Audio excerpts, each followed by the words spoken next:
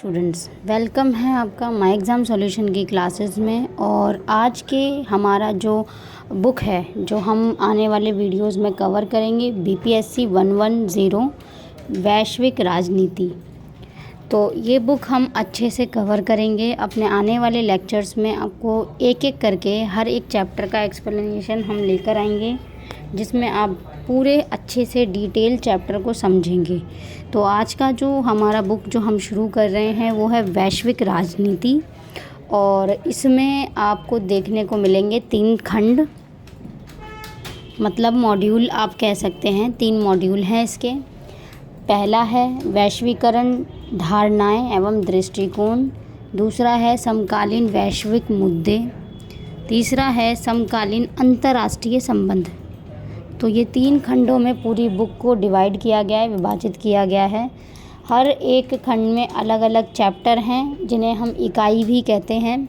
Total जो इस book में, पूरी बुक में हमें चैप्टर देखने को मिलेंगे, 13 चैप्टर हैं। तो हम पूरे 13 वीडियोस आप लोगों के लिए बनाएंगे। तो आज का जो हमारा पहला चैप्टर होने वाला है वो है वैश्वीकरण की समझ। तो वैश्वीकरण की समझ आज हम पूरा चैप्टर डिटेल में जानेंगे, पढ़ेंगे। और लेक्चर वीडियो के टाइम पे आप अपना नोटबुक और पेन लेके बैठ सकते हैं, जिसमें जो भी आपको इम्पॉर्टेंट लगता है तो वो आप उसको मार्क कर सकते हैं। और इस चैप्टर के जो इम्पॉर्टेंट चीज़ें हैं वही मैं आपसे डिस्कस करूँगी। इसके अलावा चैप्टर के एंड में, यानी एंड ऑफ द वीडियो, आपको क्वेश्चन मिलेंगे जो कि आप सॉल्व कर सकते हैं। सॉल्व करके आप, अगर आपने अच्छे से सॉल्व कर लिया है उसे, तो आप हमें ईमेल कर सकते हैं उन क्वेश्चंस के आंसर्स। तो चलिए चैप्टर को हम शुरू करते हैं। तो सबसे पहले हम चैप्टर शुरू करने से पहले जानेंगे कि जो वैश्वीकरण है उसका क्या मतलब है, यानी उसे क्या कहते हैं। तो वैश्वीकरण को अगर इंग्लिश में बोलें तो ग्लोबलाइजेशन कहते हैं। ओके, वैश्वीकरण का जो शाब्दिक अर्थ है वो एक तरीके का विश्व स्तर पर एक स्थानांतरण करना किसी चीज़ को, यानी वैश्विक करना। विश्व से आपका तो तात्पर्य होता है वो विश्व है, किसी भी वस्तु का या किसी भी चीज़ों का आदान प्रदान हम वैश्विक रूप में करते हैं, तो उसे वैश्वीकरण कहते हैं। इसमें हम व्यापार, विदेशी प्रत्यक्ष निवेश, पूंजी प्रवाह, प्रवास और प्रौद्योगिकी के प्रसार, इन सभी को देख सकते हैं। मतलब जो भी चीज़ हम कर रहे हैं जो वैश्विक रूप में हो रही है, उसे हम वैश्वीकरण कहते हैं सीधे शब्दों में। अब ये जो वैश्वीकरण का शब्द है ना, इसको 1980 के दशक के बाद मीडिया में काफ़ी ज़्यादा देखा गया, 1980 के बाद। और फर्स्ट टाइम इसको 1960 के दशक में देखा गया था, जिसमें एक तरह से जो इस्तेमाल हो रहा था, कोई भी हम जैसे कोई सौदा करते हैं जो वैश्विक तौर पे करते हैं, राजनीति में कोई चर्चाएं करते हैं, तो उस टाइम पे इसका ज़्यादा इस्तेमाल हो रहा था, इस वर्ड का। तो धीरे धीरे करके 1960 के बाद जैसे जैसे राजनीति, आर्थिक और सांस्कृतिक जीवन में आप देखेंगे ना, जो पूरा जैसे जैसे ट्रेड बढ़ा, मतलब व्यापार बढ़ा। व्यापार मतलब जैसे अगर पश्चिम की बात करें तो अमेरिका की जो वस्तुएं वो भारत में आने लग गई, और भारत की वस्तुएं, भारत की चीज़ें वो भी और विदेशों में जाने लगी। तो धीरे धीरे करके जिस तरह से आर्थिक बढ़ाव हुआ है ना, और सांस्कृतिक भी हम बढ़े, जो संस्कृति है वो आज की डेट में यूज़ कर रहे हैं, वो अमेरिकीकरण कह सकते हैं आप। और इसके अलावा जैसे इंटरनेट की क्रांति आई, तो इंटरनेट की क्रांति में आप देखेंगे कि कितना ही ज़्यादा बदलाव हो गया, और इस बदलाव से आप देखेंगे कि कितना ही ज़्यादा पूरा जो विश्व है वो एक हो गया है, वैश्विक एकीकरण हो गया है ना, जिसमें दुनिया के पूरे जो समाज है उन सबको एक बना दिया, सभी चीज़ों को, सभी देशों को। तो एक तरह से जैसे ये हुआ तो बहुत फ़ायदेमंद रहा। एक हम ट्रेड कर सकते थे, यानी व्यापार कर सकते थे। हम आर्थिक दृष्टि से देखें तो जो भी देश जो अपना डेवलपमेंट कर रहे थे, है ना, जो विकास कर रहे थे, तो वो ज़्यादा और विकास करने लगे। अब एक चीज़ और है, हमारे पास जो धारणा है वो ये है वैश्वीकरण की। अब यहाँ पे एंथनी गिडेंस, उनके अनुसार क्या है, तो उनके अनुसार वैश्वीकरण का जो अर्थ है वो दुनिया भर के सामाजिक संबंधों की निकटता से है, जो दूर के इलाकों को इस तरह से जोड़ता है कि कई मील की दूरी पर जो होने वाली घटनाएं हैं वो स्थानीय घटनाओं को प्रभावित कर सकती हैं, और मतलब ये कह सकते हो आप कि एक तरीके का एक सामाजिक संबंध है, जो कि हमें एंथनी गिडेंस ने बताया था। तो आप ये एक इम्पॉर्टेंट है हमारा। फिर इसके बाद डेविड हेल्ड ने भी कुछ अपने बताया था, अपनी डेफिनेशन दी थी। तो उनके अनुसार वैश्वीकरण को एक प्रक्रिया के रूप में सोचा जा सकता है, जो कि सामाजिक संबंधों और लेन देन के स्थानिक संगठन में परिवर्तन का जो प्रतीक है, जैसे मतलब जिसका मूल्यांकन और उसकी व्यापकता, तीव्रता और प्रभाव देखा जा सकता है। मतलब आप यही कह सकते हैं कि जो पूरी वैश्वीकरण है ये एक प्रक्रिया है, एक सेट ऑफ चीज़ें हैं, है ना, नेटवर्क है, जिसमें आप शक्ति भी बना सकते हो, मतलब उसमें पावर भी आदान प्रदान कर सकते हो। जो भी चीज़ चाहते हैं आप, वो आप उसकी आदान प्रदान वैश्विक तरीके से कर सकते हो। तो ये इनके द्वारा कहा गया था। अच्छा, इससे जुड़ी 5 विशेषताएं बताई गई हैं बुक में, जो है बहुत इम्पॉर्टेंट है। और वो 5 विशेषताएं हैं। पहला, क्षेत्रीयता के परे हो जाता है।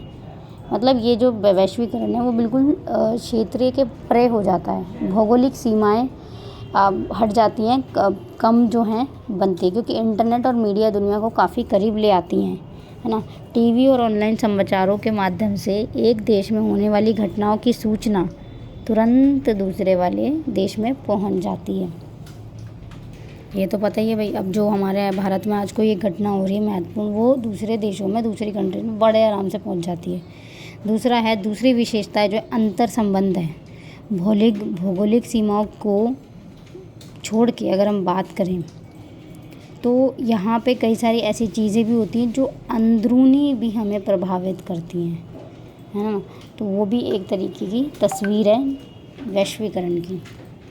तीसरी जो है वो जो विशेषता है वो है गति, क्योंकि लोग सूचना, सामान और सेवाओं की गति बहुत ज़्यादा लोगों की बढ़ चुकी है आज की डेट में पिछले टाइम के मुकाबले। तो ऐसे में जो चीज़ें हैं, जो वो पूरा सिस्टम है, वो भी तो ज़्यादा तीव्र होना चाहिए ना, वो चीज़ भी हुई है। फिर चौथी आपकी विशेषता ये है कि ये दीर्घकालिक प्रक्रिया है, और विशेषज्ञों का मानना है कि वैश्वीकरण एक समकालीन घटना नहीं है, क्योंकि इसकी विशेषताएं मानवता की शुरुआत से ही मौजूद है। यानी आप देख सकते हो कि हम जो अगर हम इतिहास उठा के देखें तो जो वैश्वीकरण है, मतलब व्यापार आदान प्रदान होना, सांस्कृतिक आदान प्रदान होना, ये बहुत पहले से ही चला आ रहा है। तो ये कुछ नया नहीं है। तो ये चीज़ें इसकी जो है विशेषताएं बताती हैं, जो कि आप लिख भी सकते हैं अपने नोटबुक में, और बहुत इम्पॉर्टेंट है इन चीज़ों को जानकारी रखना। अब तक तो मुझे लग रहा है कि आपको पता चल गया होगा कि भाई हाँ, ये बेसिकली है क्या, और इतना है कि अगर कोई क्वेश्चन आता है कि वैश्वीकरण क्या है तो आप उसका आंसर लिख पाएंगे। तो अब बात कर लेते हैं वैश्वीकरण के प्रकार। तो एंड्रयू हैवुड के अनुसार वैश्वीकरण मुख्य रूप से 3 प्रकार के होते हैं: आर्थिक, सांस्कृतिक और राजनीतिक। आर्थिक मतलब इकोनॉमिक वैश्वीकरण इस विचार को दर्शाता है कि आज की दुनिया में कोई भी अर्थव्यवस्था अलग थलग नहीं है। मतलब कोई भी आप अर्थव्यवस्था देखेंगे वो कुछ एक चीज़ों में समान है, ठीक है।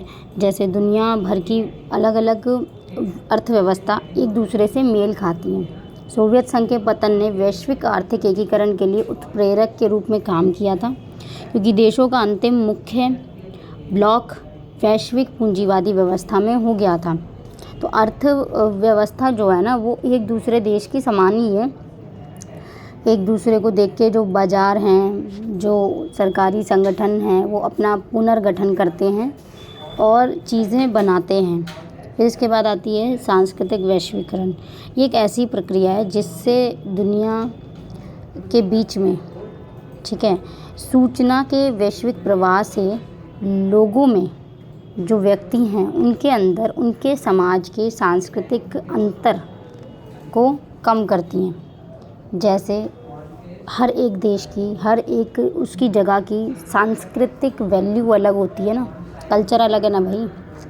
कल्चर कैसे अलग है भाई? कल्चर क्योंकि देश में अलग अलग जगहों पे अलग अलग चीज़ें होती हैं स्थानीय लोगों के द्वारा। अब वही बात, अब ब्राज़ील ले लो, अमेरिका की बात करें तो ब्राज़ील हो गया और न्यूयॉर्क हो गया, दोनों में फ़र्क है। इसके अलावा अगर आप इंग्लैंड में आते हो यहाँ पे, तो यहाँ पे भी जो कल्चर है, जो सांस्कृतिक चीज़ें हैं, वो बिल्कुल अलग है। तो यहाँ पे अब एक चीज़ बताइए, अमेरिका में जो चीज़ है वो हमारे पास भारत में भी है ना, और वो हम उसके प्रभाव को अपनी सांस्कृतिक चीज़ों में परिवर्तन लाते हैं।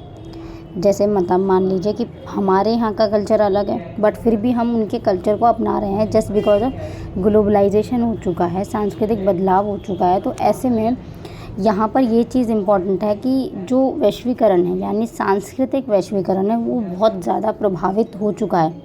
यहीं पे अगर भारत की भी जो वेशभूषाएँ हैं आप देखोगे ना, तो अमेरिका में भी बहुत ट्रेंड होती हैं कुछ चीज़ों की, तो यूज़ की जाती हैं, सांस्कृतिक बदलाव होते हैं।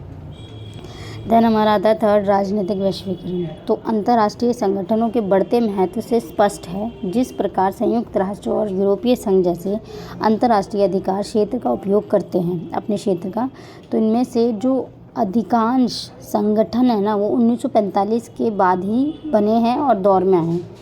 तो राजनीतिक वैश्वीकरण का अंतर मतलब यही है कि आर्थिक रूप से, सामाजिक रूप से लोगों और जो राजनीतिक रूप से है उसमें देशों को आपस में मिलाना।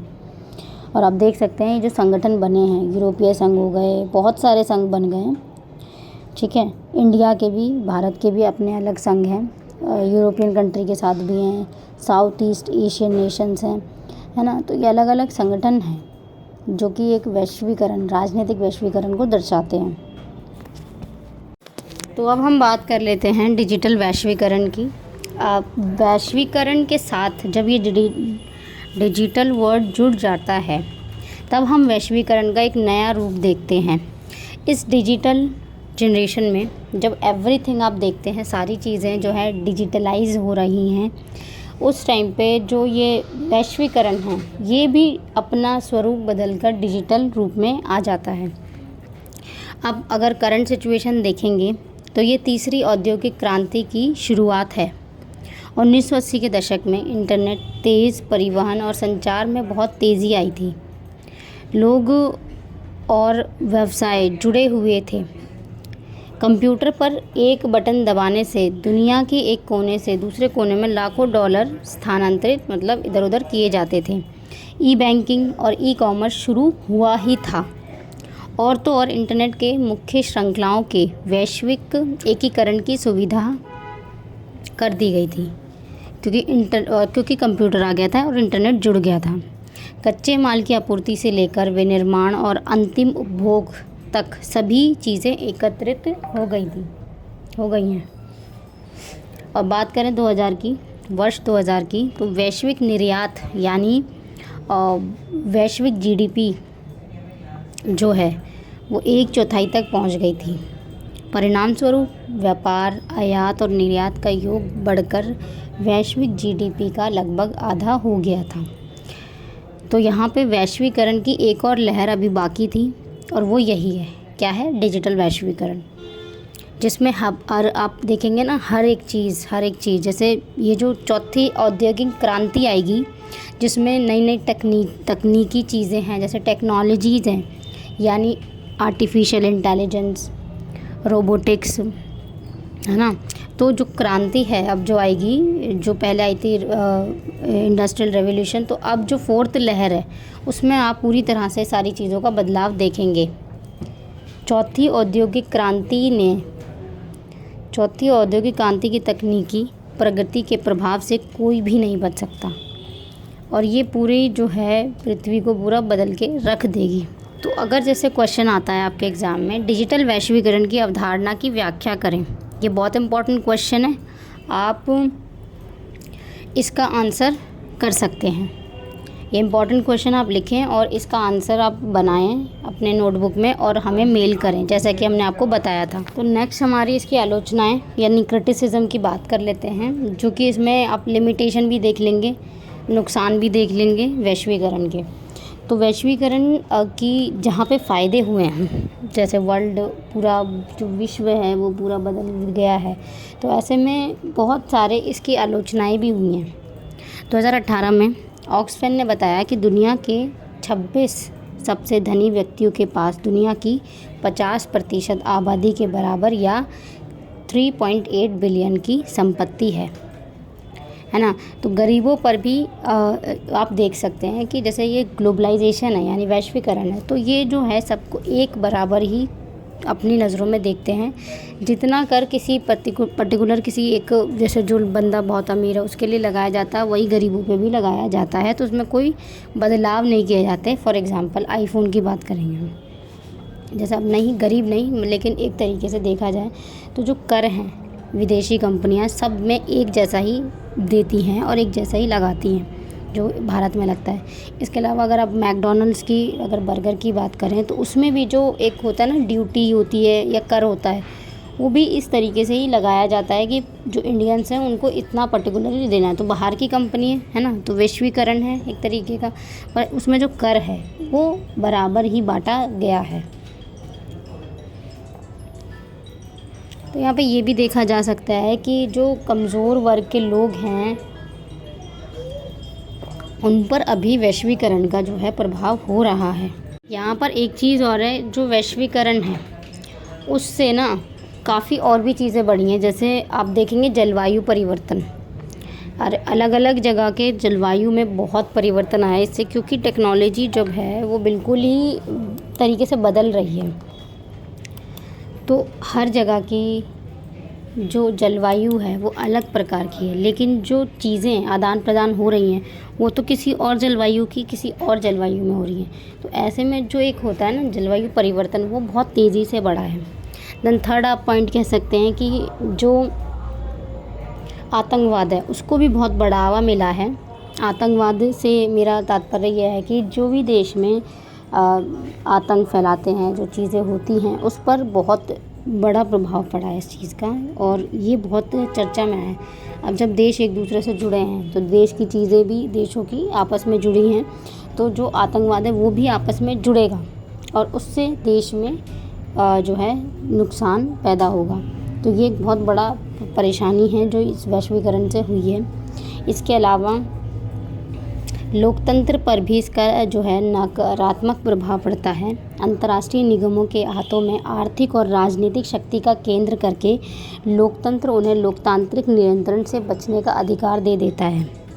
उनके पास उत्पादन और पूंजी को एक देश से दूसरे देश में स्थानांतरित करने की क्षमता है, और इसके परिणामस्वरूप विकासशील देश अपने निर्णय लेने की क्षमता को प्रभावित करने की स्थिति में नहीं हो सकते हैं, है ना। मतलब एक तरीके से देखा जाए जैसे IMF है, इंटरनेशनल मॉनेटरी फंड, और विश्व बैंक, तो जैसे इन सारे आर्थिक संस्थान जो वैश्विक रूप में हैं उनसे कई सारे देशों पर बहुत प्रभाव भी पड़ा है। और ये बेसिकली क्योंकि ये जो संगठन हैं ये पूरे वही वाली बात है, पूरे विश्व में उन लोगों के द्वारा उन देशों के द्वारा बनाए गए हैं जो और जिनके पास ऑलरेडी पूंजीवाद जैसे हैं जो देश, उनके पास है अच्छे खासी पूंजियाँ और वो इस तरह के फंड्स को चला रहे हैं। तो जो विकासशील देश हैं उनको वो एक होता है ना ऋण के रूप में कुछ पैसे प्रदान करते हैं, और धीरे धीरे करके वो या तो वो ऋण बढ़ जाता है या तो चीज़ें। तो इससे क्या होता है कि जो आने वाले टाइम है तो उससे वो जो देश की स्थिति है वो आर्थिक रूप में भी ख़राब हो जाती है। तो ये एक बहुत इम्पॉर्टेंट पॉइंट है जो मैंने अभी आपसे डिस्कस करे हैं। मुझे लगता है कि आपको सारी चीज़ें समझ में आ गई हैं। आपके 2 क्वेश्चन मैंने दे दिए हैं। आपका तीसरा क्वेश्चन आप ये ले सकते हैं कि जो अभी है कि वैश्वीकरण के नकारात्मक प्रभाव बताइए। ये 3 क्वेश्चन आपके पास हो गए हैं। आप तीनों क्वेश्चन के आंसर्स लिखेंगे और हमें आप मेल कर सकते हैं मेल ID पे myexamsolution@gmail.com, या आपको डिस्क्रिप्शन में भी मिल जाएगा। तो अगर आपको आंसर कैसे लिखना है इसके ऊपर एक सेपरेट वीडियो चाहिए तो आप वो बता सकते हैं कि किस तरह से आप एक बैलेंस आंसर लिखें अपने एग्ज़ाम्स के लिए। तो यहाँ तक के लिए दोस्तों मैं आपसे विदा लेना चाहूँगी। मिलते हैं नेक्स्ट वीडियो में। नेक्स्ट वीडियो का जो टॉपिक है वो नेक्स्ट चैप्टर का है, राज्य की संप्रभुता एवं अधिकार क्षेत्र। ओके, तो जो वैश्वीकरण के प्रभाव पड़े थे राज्य पे उसको पूरा डिटेल में जानेंगे। तब तक के लिए bye bye, thank you for watching. दोस्तों आज का हमारा जो चैप्टर होने वाला है वो है चैप्टर 2, राज्य की संप्रभुता एवं अधिकार क्षेत्र। BPSC 110 की ये जो सीरीज़ है 110 जो हमारी बुक है वैश्विक राजनीति, इसकी सीरीज़ है जो हम कवर कर रहे हैं। और पिछले वीडियो में हमने बहुत अच्छे से डिटेल में जानकारी ली थी वैश्वीकरण के बारे में। वैश्वीकरण की धारणाएं एवं दृष्टिकोण को हमने बहुत अच्छे से समझा था। आई होप आपने बहुत अच्छे से उस चैप्टर को कवर कर लिया है। अगर आपको कोई भी कन्फ्यूजन है तो आप दोबारा उस चैप्टर को देख सकते हैं। बेसिकली मैं इस चैप्टर में आपको सिर्फ लेक्चर वीडियो सुना रही हूँ। अगर आप इन वीडियोस को जैसे चाहते हैं कि पूरा लेक्चर एज अ क्लास लेना, तो उसके लिए भी आप हमसे कांटेक्ट कर सकते हैं। फ़िलहाल हम आपको ये चैप्टर जो है वो पूरा फुल एक्सप्लेनेशन आज इस वीडियो में कवर करने जा रहे हैं। तो चलिए हम शुरू करते हैं अपना ये चैप्टर। सबसे पहले जानेंगे राष्ट्र राज्य क्या है। एक राष्ट्र राज्य को आमतौर पर एक देश, राष्ट्र या राज्य भी कहा जाता है, लेकिन यह संप्रभु राज्य यानी पूरी तरह से प्रिपेयर्ड एक क्षेत्र पर एक राजनीतिक इकाई, जिसे संप्रभु कहते हैं, का एक विशिष्ट रूप होता है, जिसे एक राष्ट्र द्वारा निर्देशित किया जाता है और अपने नागरिकों से अपनी वैधता प्राप्त करता है। बेसिकली एक राष्ट्र राज्य एक देश को निरूपित करता है। संप्रभुता से तात्पर्य राष्ट्र की उस शक्ति से है जिसके कारण राज्य अपनी सीमाओं के अंतर्गत कुछ भी करने के लिए स्वतंत्र होता है। राज्य के अंदर कोई भी व्यक्ति अथवा समुदाय राज्य के ऊपर नहीं, बाहरी दृष्टि से होता है। जैसे एक तरीके से देखा जाए, राज्य किसी बाहरी सत्ता के प्रत्यक्ष एवं अप्रत्यक्ष नियंत्रण से स्वतंत्र होता है, तो उसे संप्रभुता कहते हैं। तो राज्य के आवश्यक तत्वों में संप्रभुता सबसे अधिक महत्वपूर्ण तत्व होता है। इसके कारण ही राज्य को अन्य संस्थाओं से अलग विशिष्ट स्थान मिलता है। ओके, तो संप्रभुता बहुत ज़रूरी है किसी राज्य के लिए।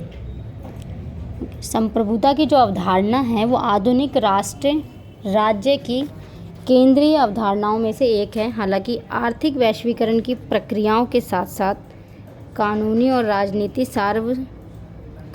राजनीतिक सार्वभौमिकता के कारण समकालीन राजनीति सिद्धांत बिल्कुल अपनी शक्ति के एहसास के लिए जो जिम्मेदारी है वो लेते हैं। तो संप्रभुता का अर्थ तो मैंने आपको बता दिया, लेकिन अगर इसकी डेफिनेशन की बात करें तो अपनी क्षेत्रीय सीमाओं के भीतर राज्य की पूर्ण और असीमित शक्ति।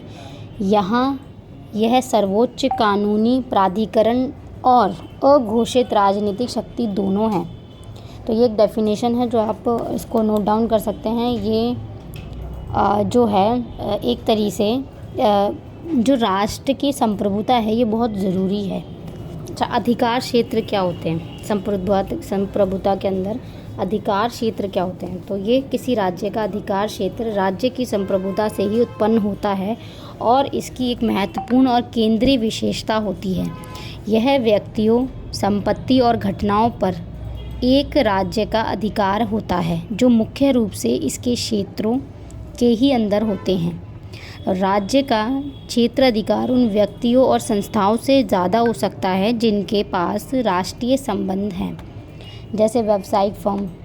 जैसे मैं क्यों बताऊँ आपको, देश में कई सारी अधिकार लोगों में बांटे जाते हैं और केंद्रीय तौर पर, राज्य तौर पर अलग अलग तरीके से ये अधिकार इस्तेमाल किए जाते हैं। तो वहाँ पर यही चीज़ है, अगर कोई राष्ट्रीय संबंध रखता है तो आप उसको वो अधिकार देते हैं और वो उन अधिकारों का इस्तेमाल करता है।